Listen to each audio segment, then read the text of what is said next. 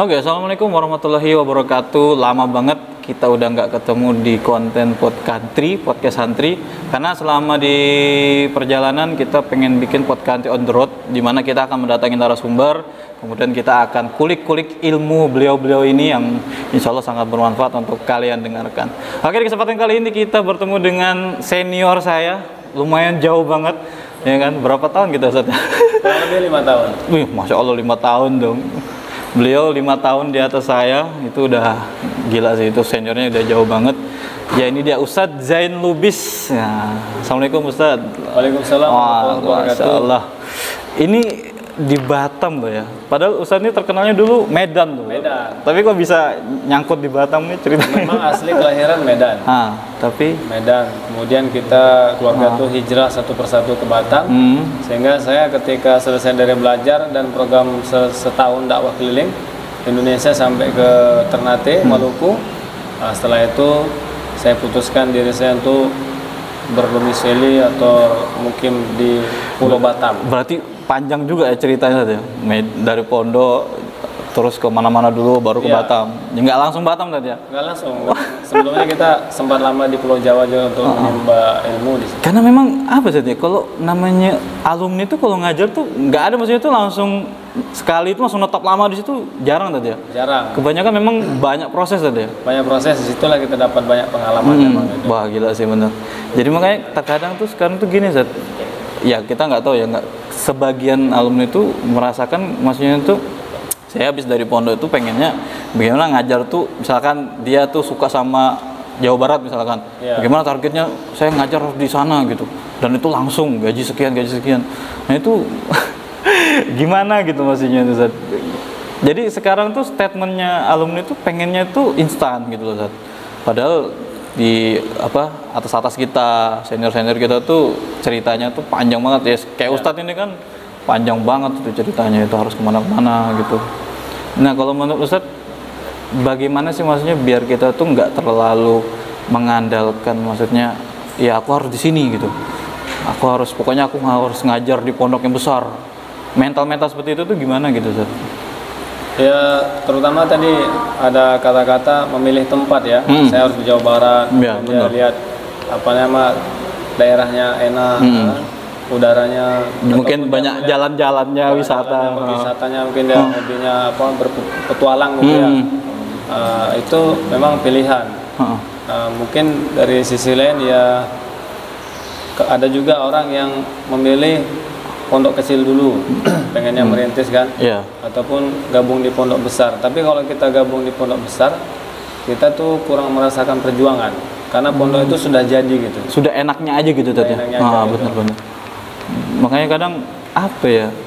Tapi kebanyakan gini Ustaz ya, kita bukannya mau buka-bukaan, tapi sebenarnya kebanyakan dari kita tuh awalnya bagaimana kita itu pengen ngajar di tempat yang misalkan cabang yang betul-betul kerasa gitu dari segi amaliannya, terus jaga dirinya. Tapi ternyata setelah kejadian, kenyataannya malah nggak kuat gitu loh Zat. Nah, ini apakah tergantung kepada keikhlasan juga? Apa ini murni memang dari kitanya memang belum sanggup untuk merintis atau gimana gitu Zat? Ya, antara pengen di cabang gitu ya. Iya. Memang kan kalau cabang ini kan lebih ketat gitu ya, disiplinan, terus seluruh program-program amalan tuh harus sama dengan pusat. Benar. Jadi kita memang harus zahir batin, kemantapan hati juga. Memang ya asasnya itu perjuangan ya, perjuangan memang. Ya beda kalau kita mungkin ada pondok alumni ataupun pondok ya bebas, tapi programnya mirip-mirip pondok kita dulu. Nah, itu beda. Ada kelonggaran gitu. Nah itu dia Ustaz. Karena kemarin sempat saya bahas juga gitu. Kadang ketika seorang ini dimusyawarahkan untuk misalkan di cabang ini Ustaz, tapi dia tuh langsung bercermin gitu Ustaz, saya ini apa gitu, maksudnya saya ini banyak dosa di pondok, nggak tertib dan sebagainya. Orang kayak saya tuh nggak cocok di cabang gitu. Nah itu bagaimana secara biar orang tuh nggak sesinis itu gitu kepada diri mereka sendiri gitu loh. Ya memang kan kadang-kadang kita terbeban kan, di cabang nanti kita mau sampai berapa tahun. Iya benar itu. Nanti kalau dapat ngajar kelas 4, kelas 5 gimana? Bener. Terbayang nahunya gimana itu kan? Iya kan, nggak semua orang tuh the best time gitu kan Sada. Iya. kayak ya mungkin dapat pelajaran tauhid, wah bingung. Dia merasa bingung apa tapi itu sebenarnya perasaan aja. Iya. Perasaan, tapi kalau sudah dilalui nanti dia dapat pengalaman. Kan? Berarti poinnya tuh sebenarnya Bismillah aja lah gitu. Bismillah, ya. Diniatkan perjuangan gitu ya. Bener. Memang yang namanya khawatir kan manusiawi tadi ya. Pasti semua orang khawatir, ini takutnya nggak jalan, nanti dikira merusakkan apa gitu, merusakkan pondoknya kiai dan sebagainya kan repot juga gitu. Wah, ini terima kasih ada tidak disponsori guys, tapi ada minumnya. Boleh diminum sekarang? Boleh Sat. Memang ngobrol tuh harus basah deh kan, biar mantap. Ini hari Ahad ya, jadi nggak puasa Senin Kamis. Nanti dikiranya wah ini nggak puasa nih. Pondok cabang, terus pilihan antara tempat provinsi mana ya. Kadang-kadang ada teman tuh suka di daerah Sulawesi. Kenapa itu kok bisa gitu? Ya mungkin karena dia menjanjikan. Dari kecil di Sumatera kan, terus besar di Jawa lah, pengen yang namanya menjelajahi Sulawesi. Belum pernah nginjak Sulawesi gitu ya kan. Dia melihat ada sana ada makanan daerah. Iya bener. Oh iya bener juga, bisa jadi tuh. Macam itu ya. Makanan bener. Karena kan orang jalan-jalan tuh mesti kan makanan sini apa gitu kan. Ciri khas makanan sini tuh apa? Itu kadang iya sih termasuk pertanyaan orang juga di situ. Ada juga orang yang dia orang daratan, dia datang ke Batam atau datang ke Sulawesi itu karena pulau-pulaunya yang banyak itu. Mungkin dia dari kecil tuh kan kendaraan cuman roda 4 aja. Iya. Sepeda Sawat gitu sekali. Biar ada pengalaman. Dia pengen tuh lihat video-video nih apa. Oke. Apa sampan. Jalan di berarti iya memang sih ada tujuan tersendiri kan. Bener. Wisatanya kan. Tapi terlepas dari itu semua hasil musyawarah semua kan tadinya. Si fulan ini ke sini, si fulan ini ke sini. Tapi kalau kita mau bahas sedikit aja. Kita kalau ngelihat pondok-pondok misalkan contoh kayak pondok dakwah lah. Ya, pondok misalkan di markas dan sebagainya. Dibanding dengan pondok-pondok yang misalkan tuh lebih profesional, ya bahkan yang ada sekolahnya atau bahkan ya yang mempunyai pendapat ya sebelah kita itulah ya Salafi Wahabi gitu Ustaz. Itu kenapa ketika mereka memiliki guru atau mungkin pengajar itu bahkan lebih disejahterakan, dalam artian semua itu detail gitu Ustaz. Bensin berapa ya kan, makannya ini berapa, kalau izin berapa. Tapi itu tidak terjadi di pondok-pondok selain mohon maaf Salafi Wahabi gitu Ustaz. Nah itu apakah memang kitanya nggak biasa seperti itu sehingga di pondok yang kalangan kita tuh nggak ada yang namanya seprofesional itu gitu loh. Berarti pengaturan muamalah gitu ya. Muamalah. Sejahtera, fasilitas. Benar. Itu kembali memang asasnya kita tuh semua santri itu pertama kita niatkan tuh santrinya Rasulullah kan. Kita hanya meneruskan ilmu-ilmu dari guru kita. Kemudian asasnya niatnya berjuang kan. Kalau di dalam perjuangan ini namanya berjuang, kalau nasihat daripada guru-guru kita niatnya itu berjuang, maka kita siap mujahadah, siap apa adanya kan. Tapi kalau ketika dapat enak, dapat banyak, ini kelebihan dari Allah SWT.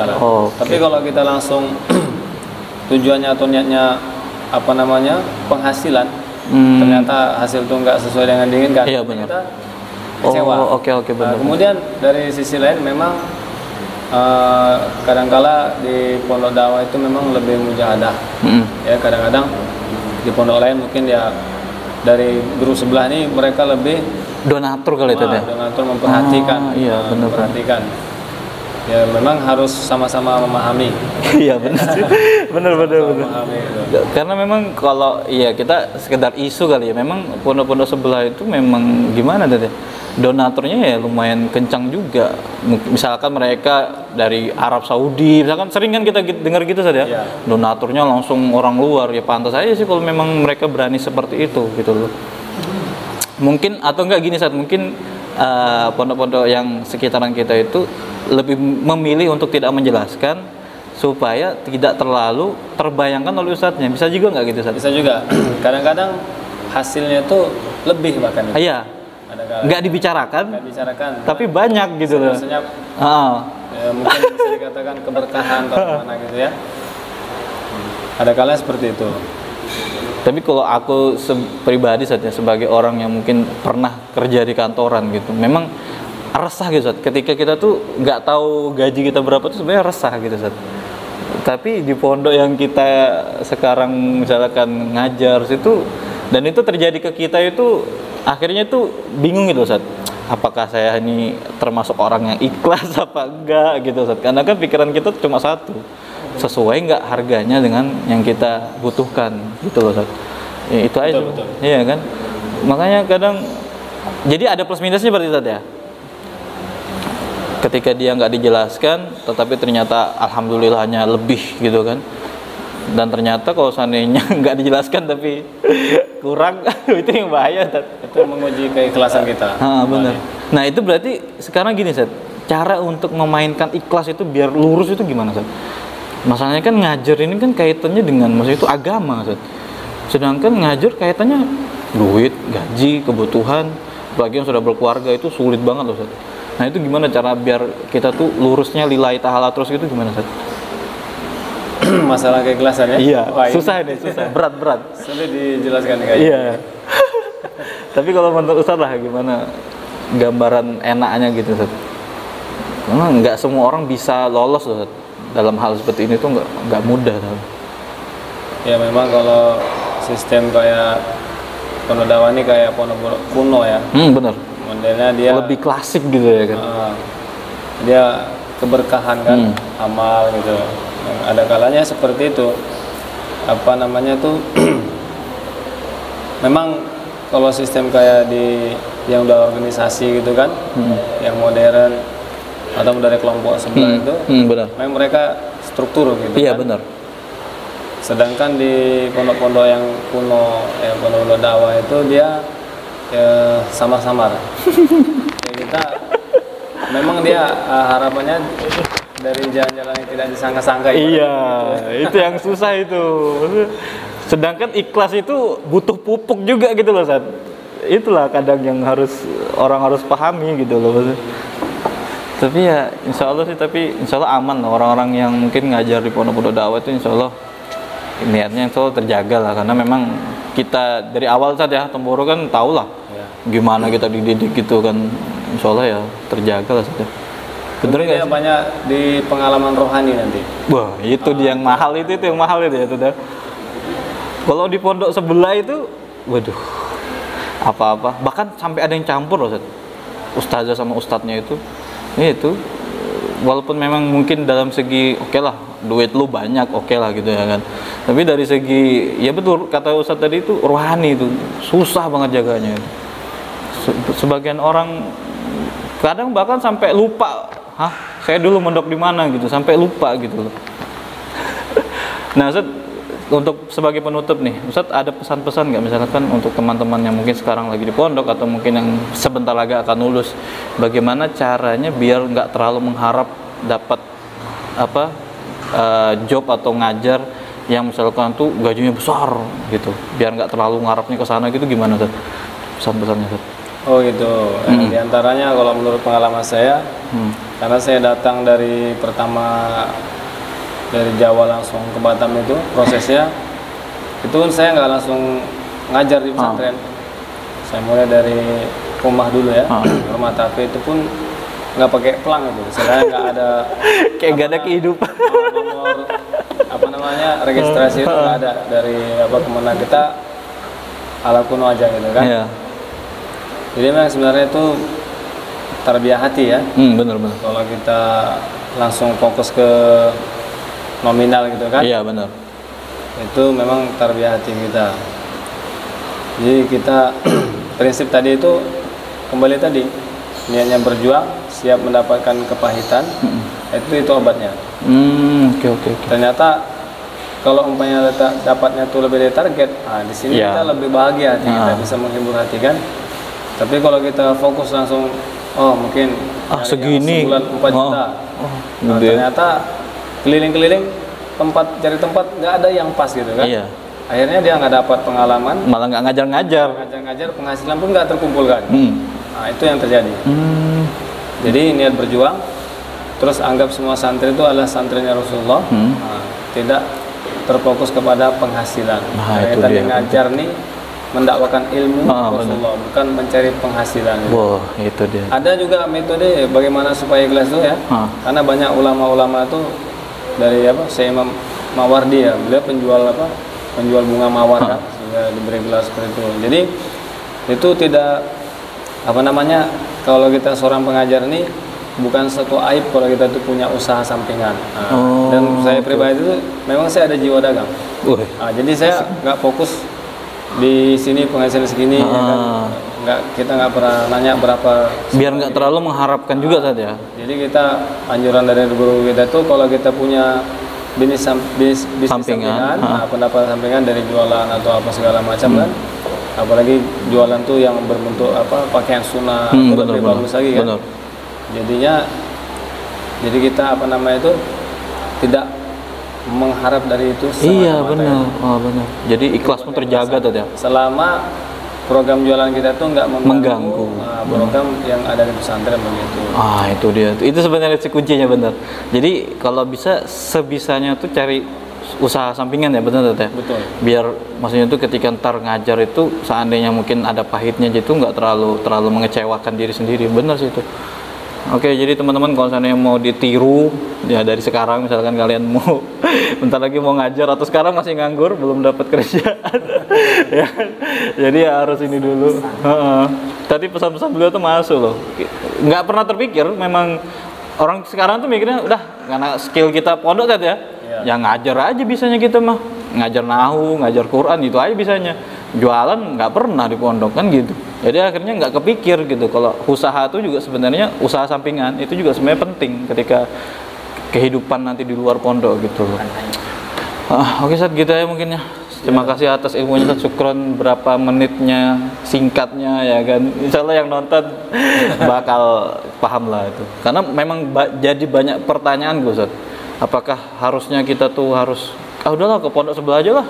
Bodoh amat, yang penting duitnya banyak, misalkan gitu juga kan Ustaz ya. Nah akhirnya pondok-pondok dakwah itu lebih tidak dilirik gitu loh Ustaz. Gara-gara ya masalah duit lagi, kembali lagi gitu. Oke Ustaz, itu aja kayaknya sekian di episode kali ini. Oke teman-teman semuanya, terima kasih yang sudah nonton. Assalamualaikum. Oh iya benar. Oh ya, mungkin kalau saat kalian mau kepo dengan narasumber kali ini, kalian bisa klik link di deskripsi, nanti ada media sosial beliau. Nanti kalian bisa ikuti, follow dan sebagainya. Kalian bisa langsung tanya, misalkan lebih nggak paham di sini nih. Kalian bisa lebih tanya di media sosial beliau. Insya Allah beliau welcome kok. Kapan aja Insya Allah siap menjawab pertanyaan kalian. Oke, segitu aja. Assalamualaikum warahmatullahi wabarakatuh. Dan itulah podcast santri. Semoga bermanfaat.